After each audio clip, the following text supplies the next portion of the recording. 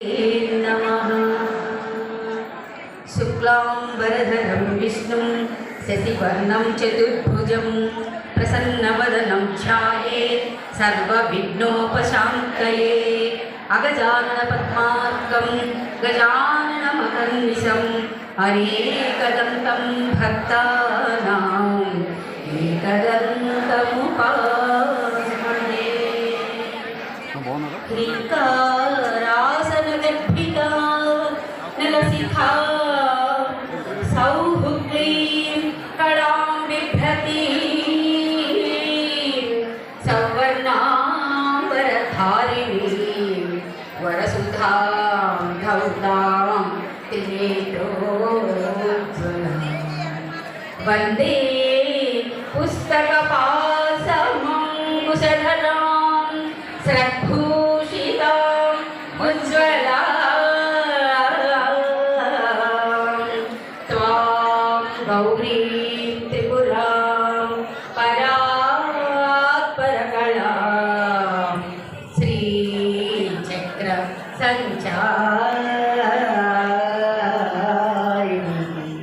श्रीविद्यां शिववामभागनिलयां क्रीङ्कारमन्त्रोज्ज्वलां श्रीचक्राङ्कितबिन्दुमध्ये वसति श्रीमत्सभानायकी श्रीमत्षण्मुख विघ्नराजननी श्रीमत्यगन्मोहिनी मीनाक्षी प्रणतोऽस्मि सन्ततम् तल्ली। ॐ नमः प्रणवार्थाय सुधर्णाय गणोत्तरे निर्मलाय प्रशान्ताय दक्षिणामूर्तये नमः। ॐ हरिलावताराय शङ्कराय परमपुरसे कैवल्यकरुणा कल्पतरवे गुरवे नमः। अम्मा अम्मा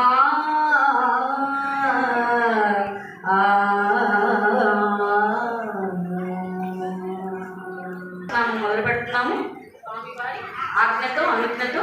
కాబట్టి అందరూ కూడా దయచేసి తప్పుని చదవకుండా, ఒకవేళ తప్పులు వస్తే పుస్తకం సింధూరాల విజహాత్రినయన మాణిక్య మౌళిస్ఫురత్ తారానాయక శేఖర స్మితముఖి యాపీన వక్షోరుహా పాణినిహా మణిపూర్ణ రత్న చషకం రక్తోత్పలం విప్రతి సౌమ్యాం రత్నరగస్త రక్త చరణా ఛాయేత్ పరాంబికా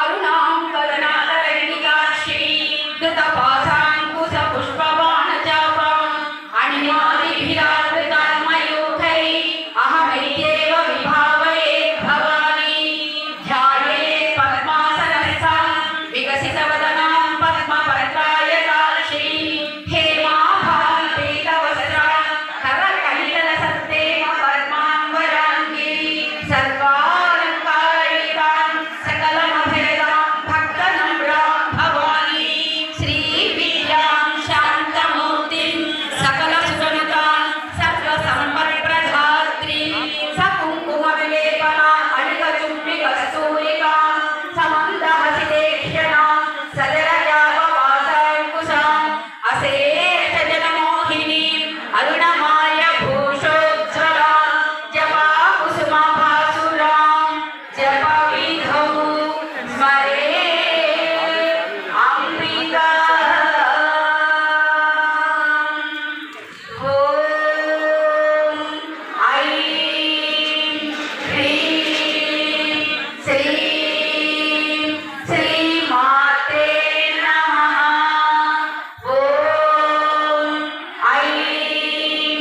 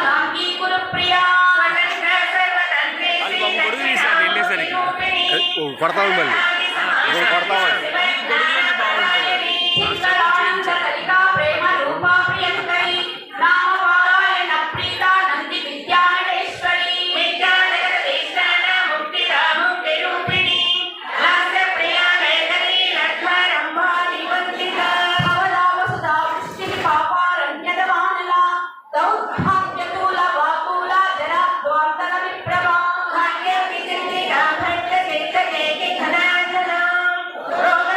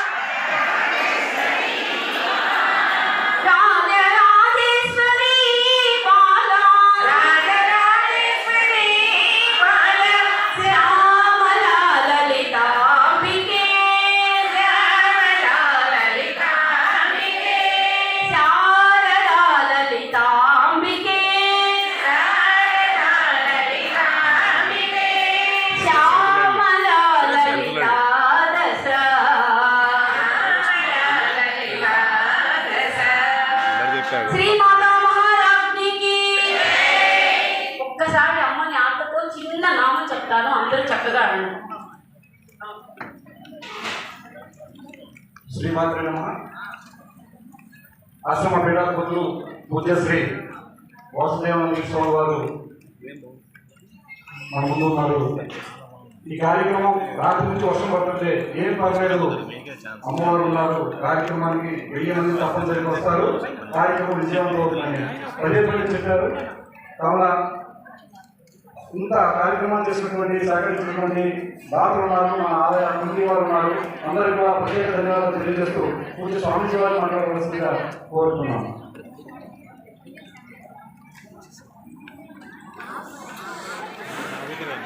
माता महाराज की जय। माता महाराज की जय।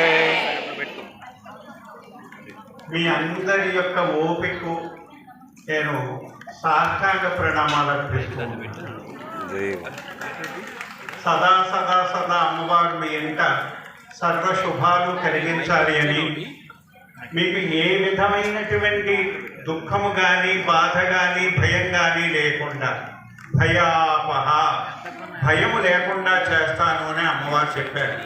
అంచేత మీ ఇంట కానీ మీ హృదయంలో కానీ ఏ విధమైనటువంటి భయము లేకుండా తల్లి ఒడిలో ఉన్నటువంటి బిడ్డ ఎంత ఉల్లాసంగా ఉత్సాహంగా ఉంటాడో మీకు ఇక మిగిలినటువంటి జీవితాలన్నీ కూడా అట్లాగా ఉల్లాసంగా ఉత్సాహంగా ముందుకు వెళ్ళాలని, అమ్మవారి యొక్క పాదాన్ని అతుక్కుపోవాలి అని. చక్రావర్తే భ్రమయతి చక్రావర్తే భ్రమయత్ కురుతే తాం ధికతాం తాం తాం లుపజుపతాళం నాదయతే. అమ్మవారు పాదపద్మాలు అనేటటువంటి పుష్పాన్ని ఆశ్రయించాలి మనం. ఎట్లాగా అంటే పుష్పం మీద ఉన్నటువంటి పుష్పములో ఉన్నటువంటి మకరందాన్ని స్వీకరించడానికి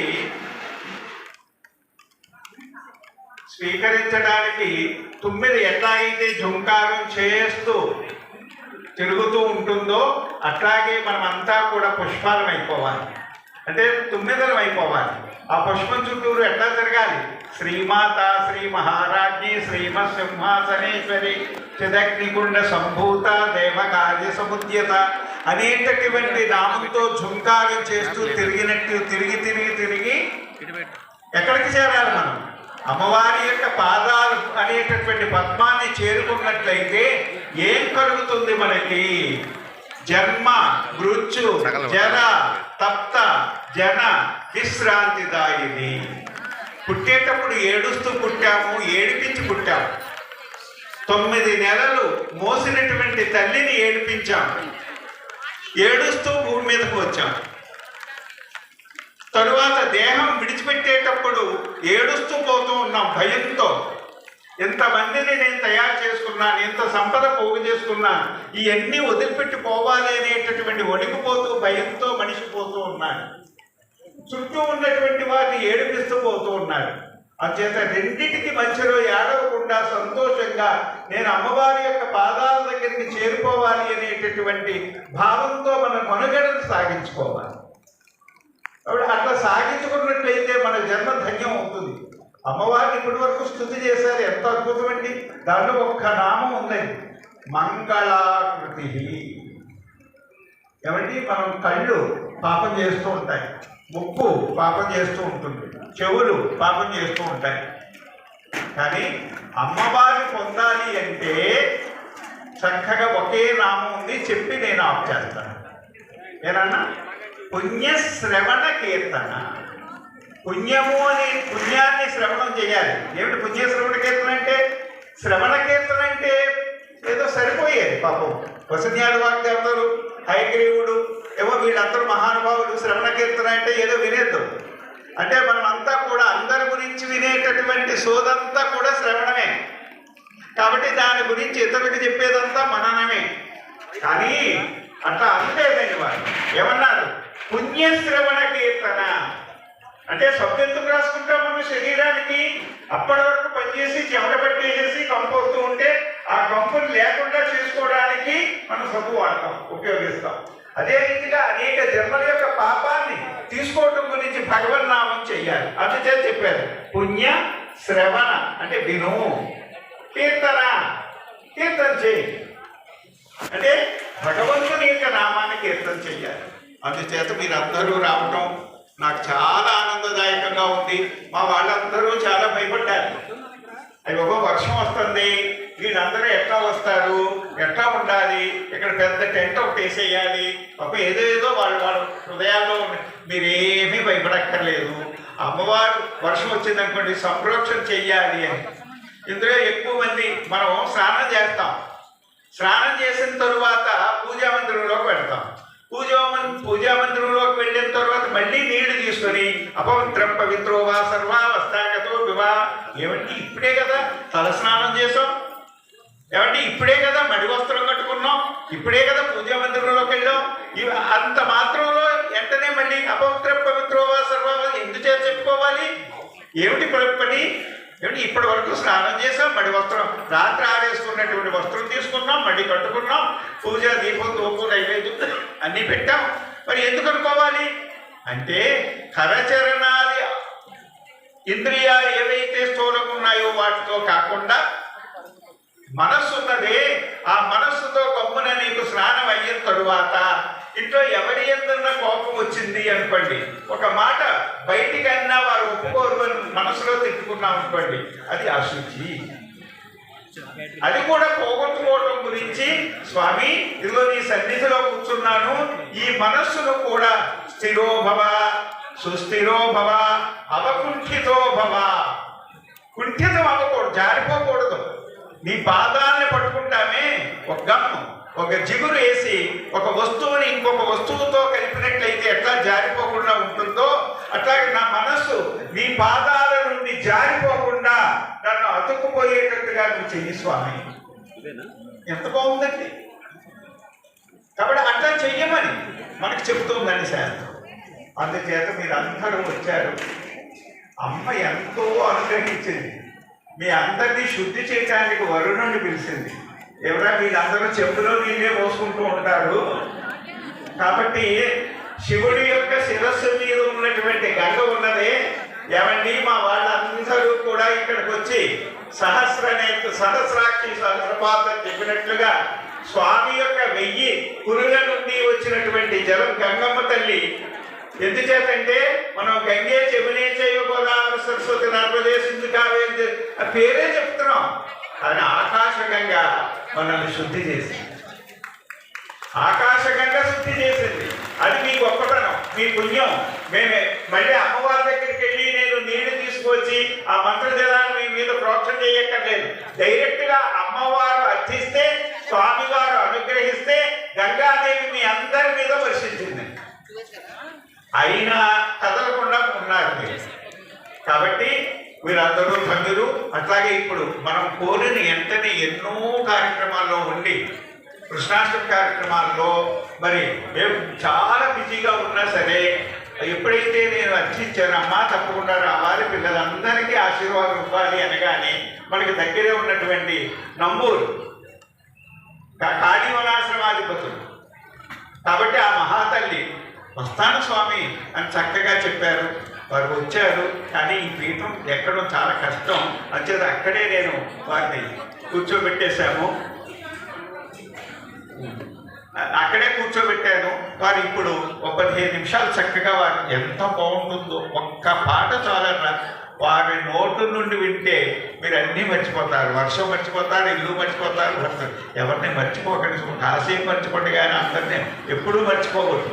కాబట్టి వారు చాలా బాగా చెప్తారు, అందంగా చెప్తారు, రసవత్తరంగా చెప్తారు, మనం ధరించే మాట్లాడుతారు.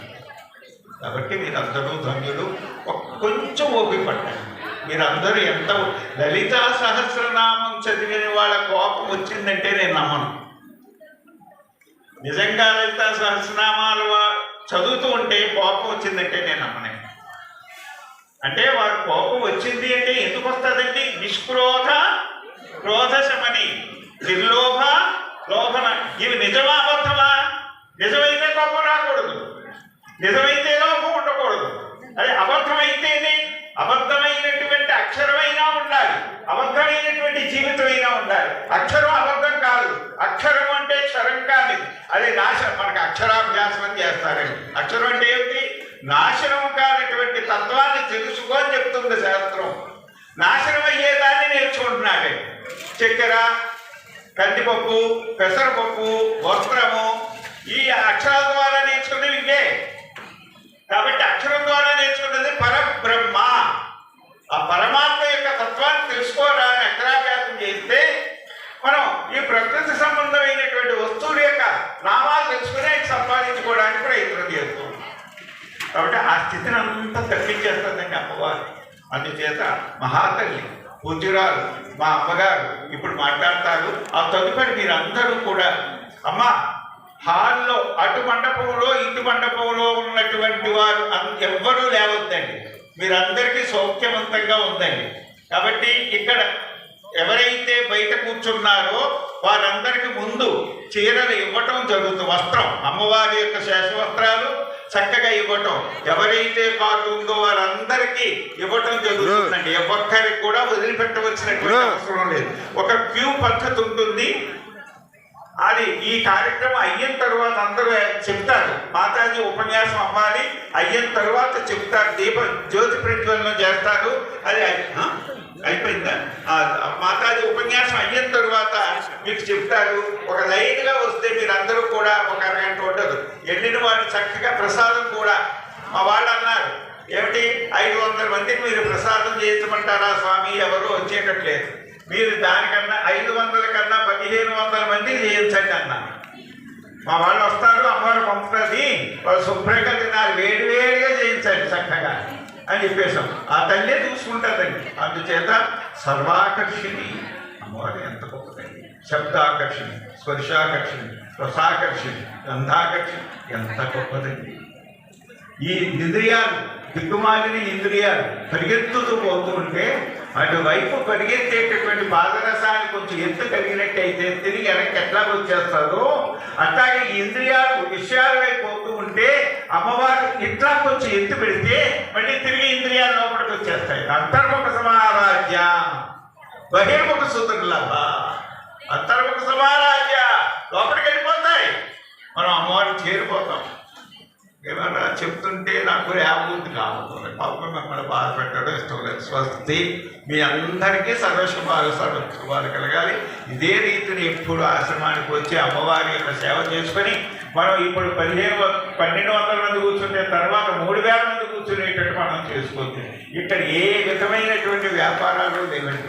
కాబట్టి మా భక్తులు, మా కమిటీ వాళ్ళందరూ కూడా చాలా మంచి వాళ్ళండి. ఉదాత్తమైనటువంటి భావంతో అందరూ భక్తులందరూ కూడా ఏది ఇచ్చేవాళ్ళు అవి ఇచ్చి ఇంత తోడ్పాటు చేసినటువంటి వాళ్ళందరి యొక్క ఇళ్ల ముందు మంగళ తోరణం నిత్యము కట్టబడును గాక, కట్టబడును గాక, కట్టబడును గాక. హరి ఓం తత్సత్.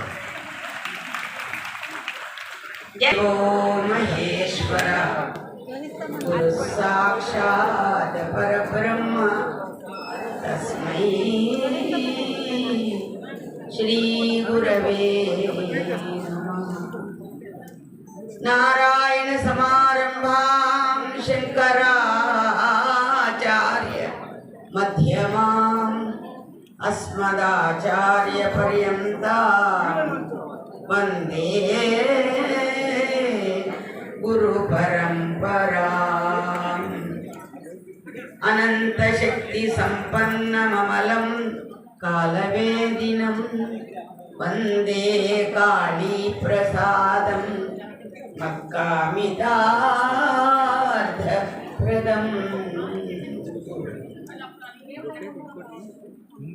ఓంకార పంజర సుఖీ ఉపనిషదు ధ్యాన కేళికలకంఠీ ఆగమ విపిన మయూరీ ఆర్యాం అంతర్విభావయే గౌరీ గౌరీ గౌరీ.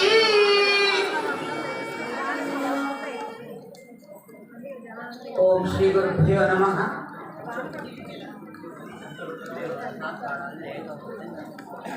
శ్రీ లలితా పరమేశ్వరి దేవతాభ్యో నమః. ఇందరి దేవతల్ని మనకు దర్శనమిప్పించి మనలో మన మధ్యనే ఉంటూ ప్రకాశిస్తున్నటువంటి మరి ఇంతటి కార్యక్రమాన్ని సంకల్పించడమే కాకుండా మనందరికీ కూడా చాలా సంతోషంగా ఉంది.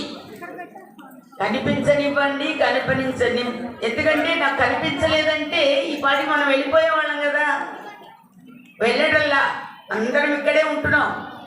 ఎందుకంటే గొప్ప సుకృతం మనందరికీ చేసుకుంటేనే ఈ పుణ్యభూమి యందు మనం ఇలా నిలబడగలిగాం.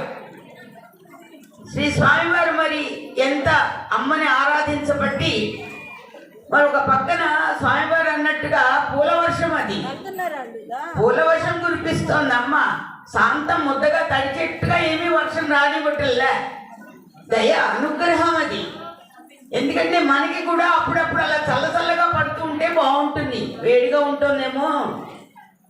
అందుకని అమ్మ తన సన్నిధికి మన అందరినీ తెచ్చుకొని కూడా మరి ఆకాశ గంగని మనకు కురిపిస్తూ మరి ఇంతటి కార్యక్రమాన్ని సంకల్పించి జరిపిస్తున్నారంటే శ్రీ స్వామివారి దివ్య చరణాలకు శిరస ప్రణమిల్లుతూ మహాత్ములందరి పాదములకు నమస్కరిస్తూ భక్తులందరిలో ఉన్నటువంటి జగన్మాతకు పరమేశ్వరుడికి శిరస ప్రణమిల్లుతూ సర్వేభ్యో మహాభక్తేభ్యో నమః. ఎలా అయినా అమ్మ యొక్క ప్రేమ చాలా అమృతం అండి. ఎందుకంటే మన స్వామివారు అమ్మని ఆరాధించి ఎక్కడెక్కడో ఉన్నటువంటి నేను చూడలేదు ఎక్కడ ఇంతమందికి ప్రసాదం పంచిపెడతారని. ఇంతమందికి మనకి అమ్మ యొక్క ప్రసాదాన్ని మనకి అందిస్తున్నారంటే దాని వెనుక కార్యకర్తలు ఎంత భక్తి తత్పరతతో ఉండబట్టి ఇవన్నీ జరిపిస్తున్నారు. అందుకని మనందరం కూడా అమ్మ, ఎందుకంటే ఆ బ్రహ్మ బీజము మా అమృత బీజము. అమ్మ అంటే వద్దని ఎవ్వరూ అనలేరండి. గుమ్మ ముందుకు వచ్చినటువంటి వారు అమ్మ అన్నారనుకోండి, అయ్యో ఎందుకు వచ్చాడో అని గబగబా మనం ఇంట్లో ఏవో తీసుకెళ్లి వేస్తూ ఉంటాం. ఇక్కడ సాక్షాత్తు జగన్మాత దగ్గరికే మనం వచ్చాం అందరం కూడా. అంటే అమ్మ యొక్క బీజాక్షరాలు ఏమున్నాయి? బ్రహ్మామృతాన్ని ప్రసాదించేటువంటి తత్వం అమ్మవారిది. అటువంటి అమ్మ అనుగ్రహంలో మనందరం కూడా తడిచిపోతున్నాం. ఇప్పుడు ఇక్కడ మనం ఒక అమ్మ అనుగ్రహంలో తడిచిపోతున్నాం. ఈ అమ్మ యొక్క అనుగ్రహంలో మనం తడిచిపోతే ఏమవుతుంది అంటే, అందుకని మన జన్మల నుంచి వస్తున్నటువంటి వాసనలన్నీ కడిగి మళ్ళా మరు జన్మ లేకుండా, ఎందుకంటే గురువుల దర్శనం మనకి ఎందుకు అయింది అంటే ఎన్నో జన్మల పుణ్యం రాశీభూతమైతే కానీ మనకి మహాత్ముల దర్శనం అవ్వదు. అటువంటి మహాత్ముల దర్శనం చేసుకోవడమే కాకుండా చూడండి, మనకి ఆ లలితా సహస్రనామంలో ఇంత విపులంగా మనకి అర్థం చెప్పేటువంటి వాళ్ళు ఎవరైనా ఉంటారా? హత్తుకుపోయే మన హృదయానికి హత్తుకునేట్టుగా అమ్మ యొక్క దివ్యమైనటువంటి నామాల్లో ఉన్నటువంటి భావనని మనందరికీ అందిస్తున్నారు. అటువంటి మహానుభావులు, మహాత్ములు వారు చెప్పరండి, వారు కనిపించకుండా ఉంటారు గురువులు అనేటువంటి వాడు. అందుకనే గుకారస్ అంధకార రుకారస్థ నిరోధక అంధకార నిరోధిత్వాత్ గురురతి విధీయతే. గురు శబ్దం చెప్తోంది మనకి. ఎందుకంటే అంధకారాన్ని జన్మ నుంచి వస్తున్నటువంటి ఒక అంధకారం ఉన్నది మనకి. ఇప్పుడు మన కళ్ళన్నీ దేన్ని ఆశ్రయించున్నాయి? కరెంటును ఆశ్రయించున్నాయి. కరెంటు లైట్లు వేస్తేనే కనిపిస్తున్నాయి మన కంటికి. కానీ మన కళ్ళు పూసుకున్నప్పుడు మరి ఏం కనిపిస్తోంది? మనలోకి మనం వెళ్ళినప్పుడు ఎవరు కనిపిస్తున్నారు? మన ఆరాధ్య దైవాన్ని మనం చూడగలగాలి. ఆ ఆరాధ్య దైవాన్ని మనకి చూపించడం కోసమే మహాత్ములు అవనిపై మరి అవతరించి మనకి తెలియనటువంటి విషయాలన్నింటినీ కూడా తెలియజేసి, ఎందుకంటే ఎక్కడెక్కడో మారుమూల ఎక్కడో లోతుల్లో ఉన్నటువంటివన్నీ కూడా మనకి నేర్పిస్తారు గురువులు అనేటువంటి వారు. అటువంటి గురువుల్ని మనం ఎలా దర్శించాలో కూడా మరి మహాత్ములు మనకి తెలియజేశారు. నరుడని చూచినావు గురునాథు కృతార్థ ఈశ్వరుడని నమ్మినావో అల బ్రహ్మ పదార్థమెరుంగవచ్చు. నీ సరియగు లక్ష్య ఒక్కటి చాలును సాధనలెల్లకూర్చు.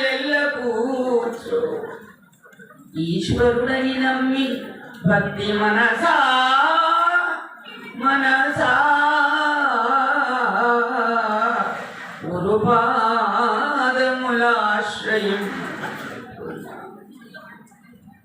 ఏమని చెప్తున్నారు అందరూ? మళ్ళాగా మా గురుదేవులు అంటుండేవారు, ఒక ఆకారంతో కనిపించకపోతే కనిపించని దేవుడి కోసం మనం ఎందుకు రెపరెపలాడటం, ఇంత సృష్టి కనిపిస్తుంటే అనుకుంటాడట మానవుడు. పోనీ అనుగ్రహించి ఒక రూపం ధరించి అనుగ్రహించాడే అనుకోండి, అనుగ్రహిస్తే మళ్ళా 2 కాళ్ళు 2 చేతులు అంతే కదా అని మానవ దృష్టిలో వెళ్తాడు, కానీ మానవ దృష్టిలో చూడలేకపోతుంది. అందుకని మనం అందరం ఏంటంటే మానవ జన్మ రావటమే కాకుండా శ్రేష్టమైనటువంటిది. మనందరికీ కూడా ఆధ్యాత్మిక దృష్టి కలిగి ఉన్నాం. మనందరం కూడా ఆధ్యాత్మిక విద్య అన్నిటిలో కంటే ఆయన కృష్ణ భగవాన్ చెప్పాడు భగవద్గీతలో, ఆధ్యాత్మిక విద్య నేను అని. అక్కడ అటువంటి ఆధ్యాత్మిక విద్య అంటే తనను తాను గుర్తించడం. ఎందుకంటే మనం సంపాదించినవన్నీ ఇక్కడ ఉండిపోతాయండి, మనతో ఏ ఒక్కటి రాదు. మనతో వచ్చేది ఏంటి? మనం చేసుకున్న సుకృతం దుష్కృతం చేయవగచ్చది మనగచ్చది అని శాస్త్రం చెప్తారు. అందుకని మనం పుణ్యం చేసుకోవాలి. పుణ్యం ఎవరి ద్వారా చేసుకుంటాం? మనం ఇటువంటి మహాత్ములను ఆశ్రయిస్తే. ఏది మనకు శ్రేష్టమైనటువంటిది, ఏది ఆచరిస్తే మనం మరో జన్మ లేకుండా ఉండగలుగుతాము అనేటువంటి విషయాన్ని మహాత్ములు మనకి తెలియజేస్తారు. అటువంటి మహాత్ములు మనకి ఇచ్చినటువంటి అవకాశాన్ని మనం సద్వినియోగపరచుకోవాలి. సద్వినియోగపరచుకోవాలంటే చెప్పింది చెప్పినట్టుగా మనం ఆచరించాలి. ఆచరించి ధరించిన వారు ఎందరెందరో ఉన్నారు. ఇప్పటికీ సువర్ణాక్షరాలతో ప్రకాశిస్తున్నారు అందరూ కూడా.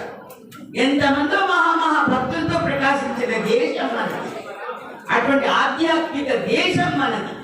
అటువంటి దేశంలో మనకి జన్మ వచ్చింది.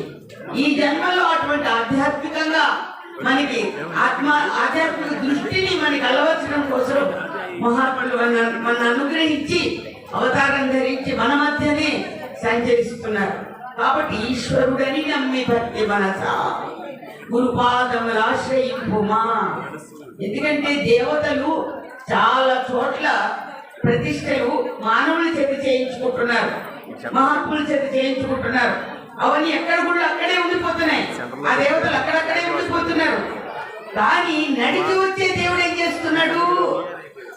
మన వెంటబడి నువ్వు ఆధ్యాత్మిక దృష్టికి రావాలి అని కంకణం కట్టుకుని మనందరికీ ఆ దేవతల్లో ఉన్నటువంటి దివ్యత్వాన్ని మనకి దర్శింపజేస్తున్నారు. అటువంటి దేవతల్లో ఉన్నటువంటి దివ్యత్వాన్ని మనకి దర్శింపజేయడమే కాకుండా అదే దివ్యత్వము గుర్తిస్తే నీలో కూడా ప్రకాశిస్తోంది అని మనకి ఏకత్వాన్ని మనకి ప్రసాదిస్తున్నారు. అటువంటి మహాత్ముల యొక్క అనుగ్రహాన్ని మనందరం కూడా కలిగి ఉన్నాం. మనం ఎన్ని జన్మల పుణ్యం రాశీభూతం చేసుకున్నాము. కాబట్టి మహాత్ములు చెప్పినట్టుగా మనం ఆచరించి అమ్మ చూడండి, లలితా పరాంబిక రాజరాజేశ్వరి తల్లి ఎంత ఆనందంగా ప్రకాశిస్తోందో తన బిడ్డ చేత ఇన్ని చేయించుకుంటూ. మరి ఆ అమ్మ యొక్క అభయహస్త కిరణాలు ఎప్పుడూ మనపై వర్షిస్తూ ఉండాలని, అటువంటి అనుగ్రహానికి మనం అందరం పాత్రలమై ఉండాలని, ఆ అమ్మ మనకి ప్రసాదించిన గురువుల యందు కూడా మహాత్ముల యందు కూడా మనకి అటువంటి అఖండ భక్తి శ్రద్ధలు కలిగి ఉండాలని, అటువంటి జ్ఞానాన్ని మనం పొందాలని మనం భగవంతుడికి శిరసా ప్రణమిల్లుతూ అటువంటి శక్తిని భక్తిని అఖండ సాధన సంపత్తిని శ్రీ గురుదేవులు జగన్మాత రాజరాజేశ్వరి తల్లి మనందరికీ ప్రసాదించాలని నమస్కరిస్తూ హరి ఓం తత్సత్. మాతా మహారాజుకి జై జగన్మాతకు, లలితాపర పట్టాంబిక రాజరాజేశ్వరి మాతకు. అమ్మా ఇంకొక 5 నిమిషాలు ఉంది. మీరు ఇప్పటి వరకు చాలా